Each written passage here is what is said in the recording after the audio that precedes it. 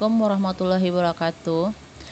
Perkenalkan, saya Aprita Sumanti SPD, CGP Angkatan 11 yang berasal dari SDN 03 Liki. Saya di sini akan mendemonstrasikan kontekstual modul 1.1. Latar belakang filosofi pendidikan KHD yang berpihak pada murid. Pendekatan yang menekankan pentingnya memperhatikan kebutuhan, minat, dan potensi setiap siswa secara individual. Dalam filosofi ini, siswa dianggap sebagai subjek yang aktif dalam proses pembelajaran, bukan sekedar objek yang pasif.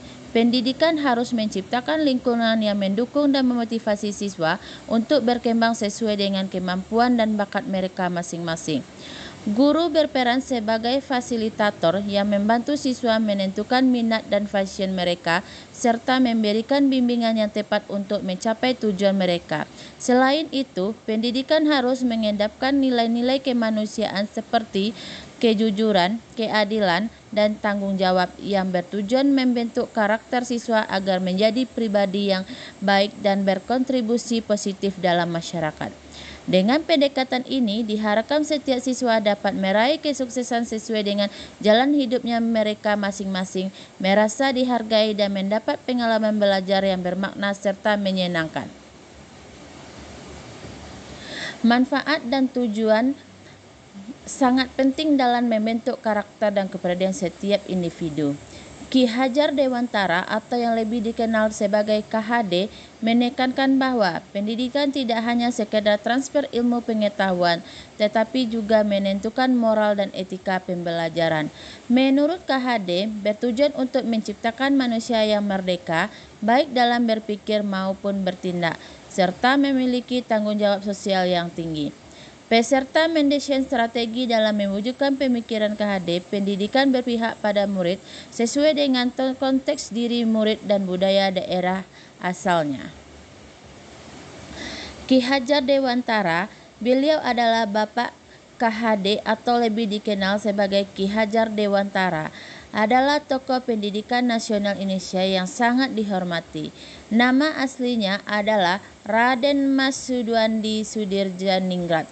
Ia lahir pada tanggal 2 Mei 1889 di Yogyakarta dengan dikenal sebagai pelopor pendidikan bagi rakyat Indonesia. Ki Hajar Dewantara mendirikan Taman Siswa, sebuah lembaga pendidikan yang bertujuan memberikan kesempatan pendidikan kepada semua lapisan masyarakat, khususnya rakyat biasa yang pada masa itu sulit mengakses pendidikan. KHD dianugerahi gelar Bapak Pendidikan Nasional oleh Presiden Soekarno. Ki Hajar Dewantara juga terkenal dengan semboyannya yang sangat inspiratif, yaitu Ing Ngarso Sung Tulodo, Ing Madio Mangun Karso, Tut Huri Handayani, yang berarti di depan memberi contoh, di tengah memberi semangat, di belakang memberi dorongan. Semboyan ini masih digunakan dalam dunia pendidikan Indonesia hingga saat ini. KHD meninggal pada tanggal 26 April 1959. Namun, warisan dalam bidang pendidikan tetap hidup dan menginspirasi banyak generasi. Tanggal kelahirannya 2 Mei diperingati sebagai Hari Pendidikan Nasional Indonesia.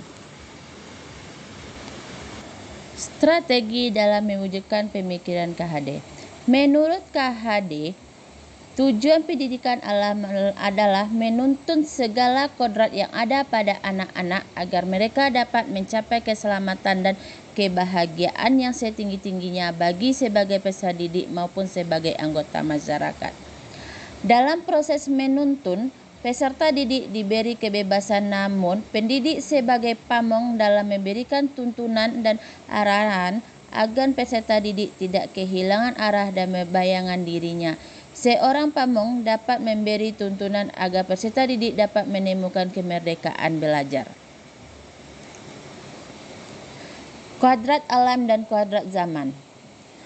Yang dimaksud dengan kuadrat alam menurut KHD adalah hukum-hukuman atau aturan-aturan alam yang mengatur dan menyeimbangkan segala sesuatu di alam semesta ini.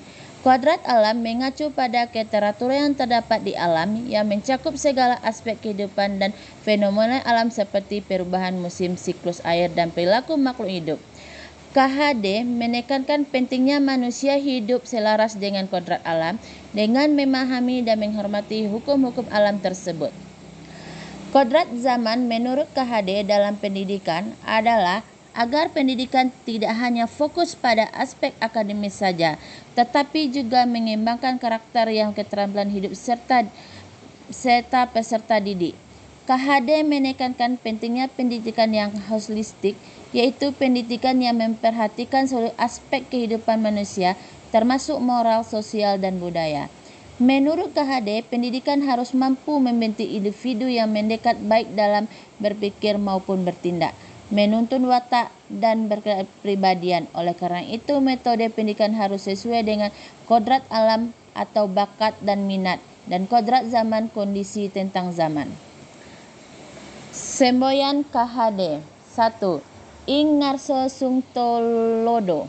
Seorang guru adalah sebagai pendidik yang harus memberi contoh atau menjadi penuturan bagi peserta didiknya. Ing Madya Mangunkarsa, seorang guru adalah pendidik yang selalu ada di tengah-tengah para peserta didiknya dan terus membangun semangat dan ide-ide mereka untuk berkarya. Tut Wuri Handayani, seorang guru adalah pendidikan yang terus menuntut, menopang, dan menunjukkan arah yang benar bagi hidup dan kerja peserta didik.